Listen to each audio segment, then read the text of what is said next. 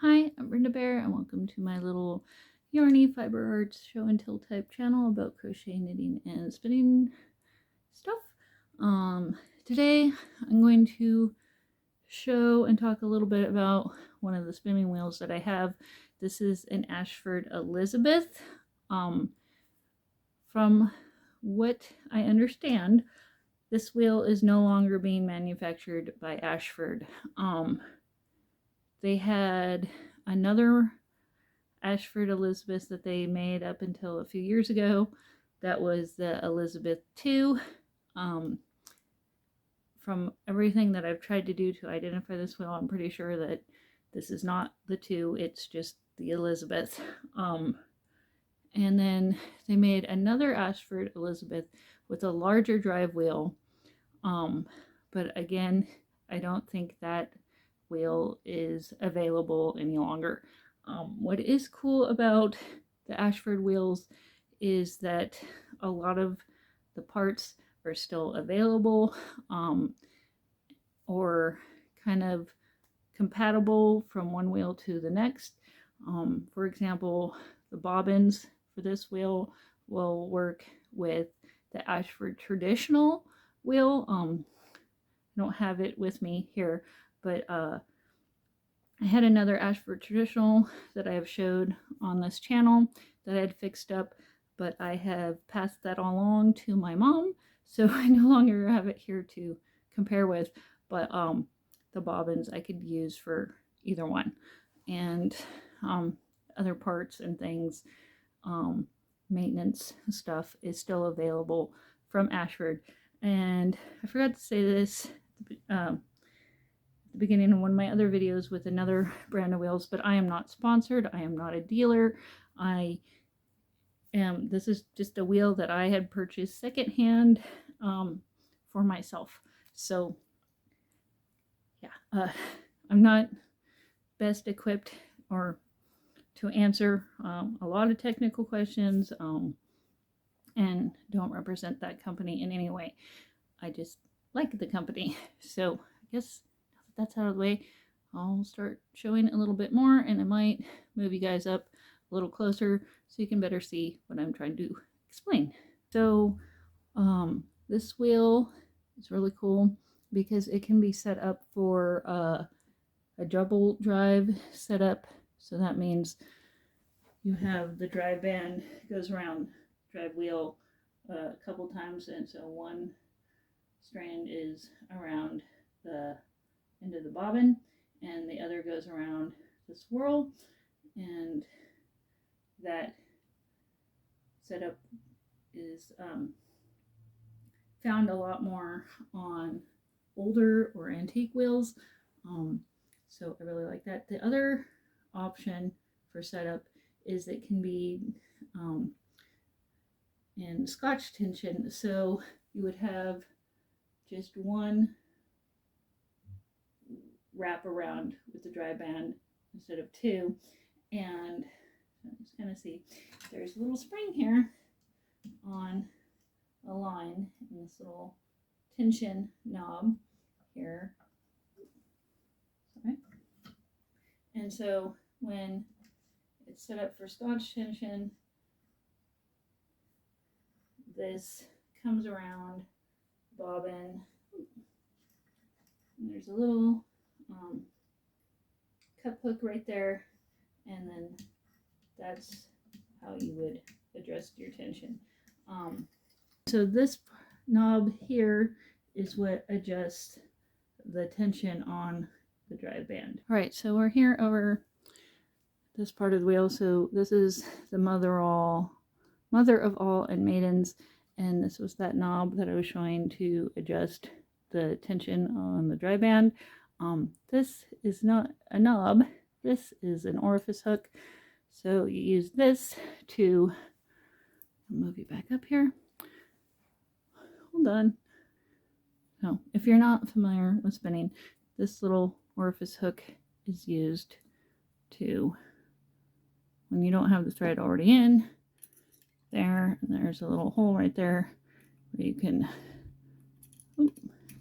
grab the thread and pull it out. So handy little spot for that. And what else am I missing? I wanted, because I need to know all the parts of all the things. That's just me. So this mother of all is on this block that that tension screw. It's a big long like wooden screw where that allows this. It's kind of hard to see because it moves so slowly, but when I turn this will slide this way, and I turn it the other way, this will slide that way. My dry band's a little bit too long, so I have this up rather high, but I'm going to show you the underside of the table so you can see how it's set up, because the Elizabeth II, how this bottom little piece is on here is slightly different from this wheel. Okay, so here we are at the underside of the spinning wheel table, and this was that block I was mentioning. So to hold this top part of the mother of all to the bottom or the table, it so under here is like a hole, and this wooden block here with the screws covers that up, and that's where with this wheel there's a little, oh, I forget the name of it, but there's a little screw up in here that are almost like a cam nut lock thing, that this tension knob has a metal rod instead of a wooden screw like the older antique wheels, and that allows for this block to slide back and forth to tension the dry band. And this is just a little pin to lock that tension knob in there. And the Elizabeth II, instead of having these two screws, it has a knob under here to loosen that.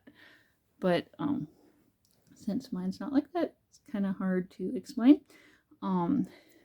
Since I'm down here, it's not a big deal, but I thought I would show underneath.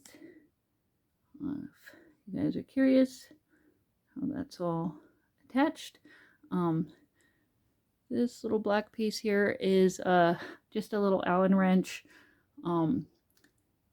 So these uprights for holding the drive wheel, there's a little hex nut to hold it in, and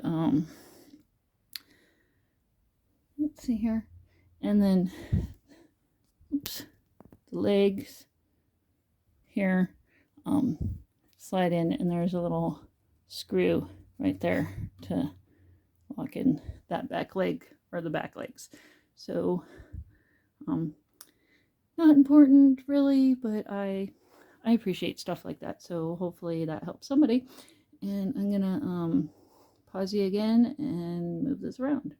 Okay, down here where the treadle meets the conrod, or the rod that joins the treadle to the crank on the actual wheel. With the Elizabeth, this piece here is not leather. It is, I don't want to say plastic, but kind of a rubbery plastic, almost like a hot glue stick thing, but it's not a hot glue stick. So anyway, the gentleman I got this wheel from had just taken a strip of leather for that part instead, because I think when he had gotten it, it needed that replaced, and it was just simpler to use a piece of leather. And I kind of appreciate it too, because I like leather myself and it works really well. So if you come across one of these wheels or have one yourself, that will be different.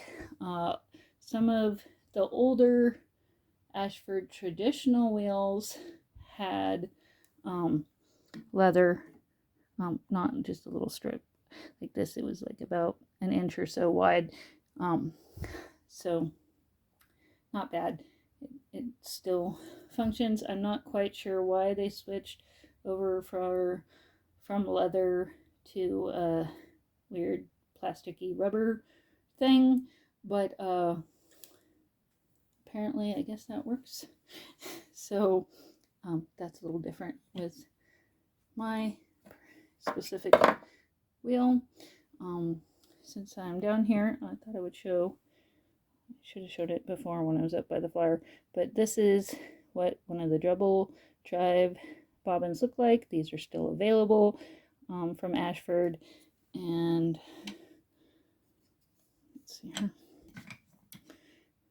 Oops. Here we go. That is what the regular bobbins look like from the older vintage models. So set up for Scotch tension. And I have one.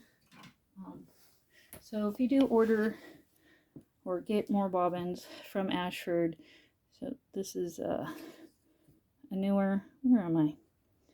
Newer double drive bobbin, and this is a newer, where are we? Newer Scotch tension style bobbin.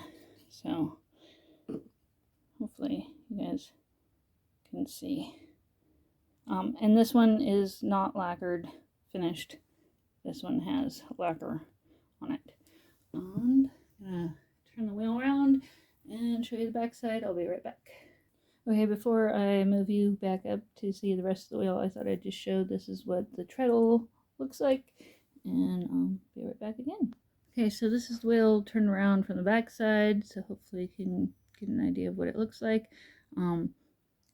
Zoomed out, and then I'm gonna get back closer again so that you can see better to what I'm pointing at and trying to describe. Okay, here we are up close with the drive wheel, the crank, and conrod. Oh, what's the other term for this? Can't recall it at the moment. So this one is held on in an interesting way. This has a little rubber O-ring. I might have to move so you can see this. So there's a little groove in this crank for where that O-ring sits, and this just slides off, and there's your crank. It's the other side of it, and I'm going to just pop that back on. Super simple. Some of their older or vintage 70s, 80s model of spinning wheels, not specifically an Elizabeth, like the way that this is attached is different, and I really prefer how they changed this compared to my Ashford traditional that I had from the 70s. This drive wheel, the way it's held on to the wheel, or the actual spinning wheel whole thing itself. So this crank goes through these uprights and through the hub of this wheel, and you might be able to see this line right here. There is a groove, and then there's a metal pin that runs through this groove into the crank and out the other side over here. Not the whole length apparently, but so that pin locks that hub to the crank so it's not slipping and the crank can actually make the wheel turn. I hope I explained that right. not the greatest at that. It's not a big deal.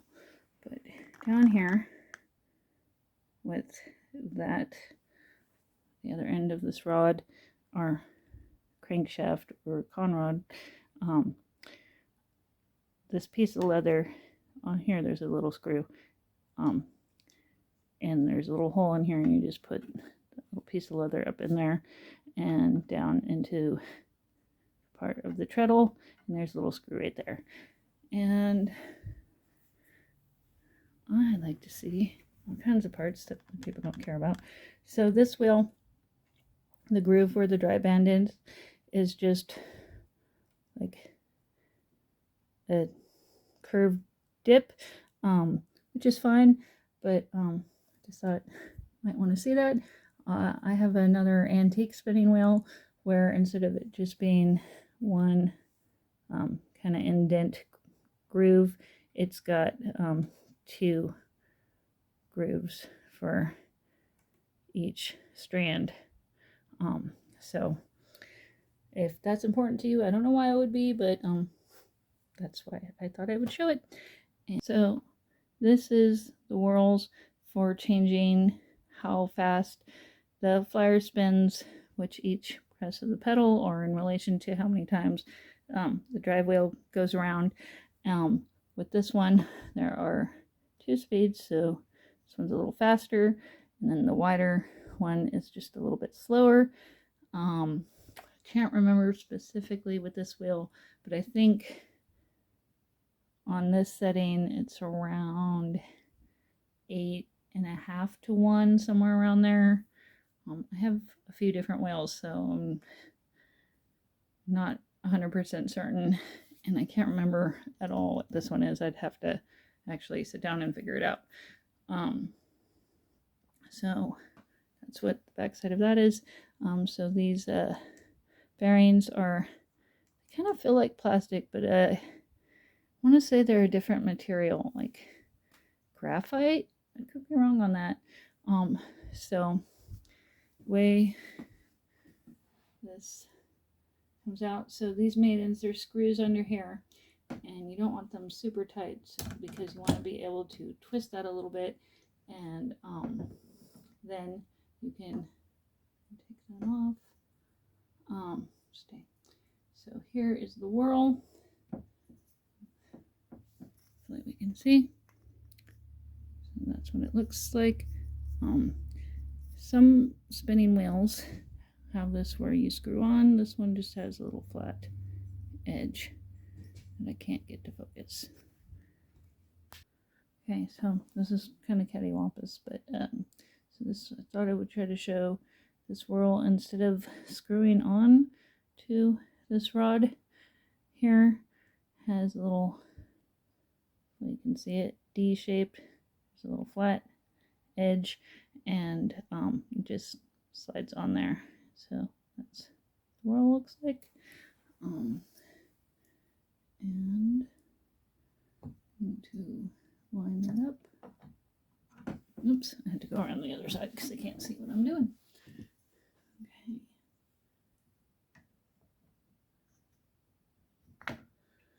And just gonna put that on there for now. It just pops on like that. And I think I might turn you back around again so you can see the flyer a little better, and then we'll be just about done. So we'll be right back. Okay, and just one last little look at what the flyer looks like. The hooks up here. The orifice. Can't remember the exact size of it. I want to say like 3/8. Looks like about. I could totally be wrong. And I think that's it.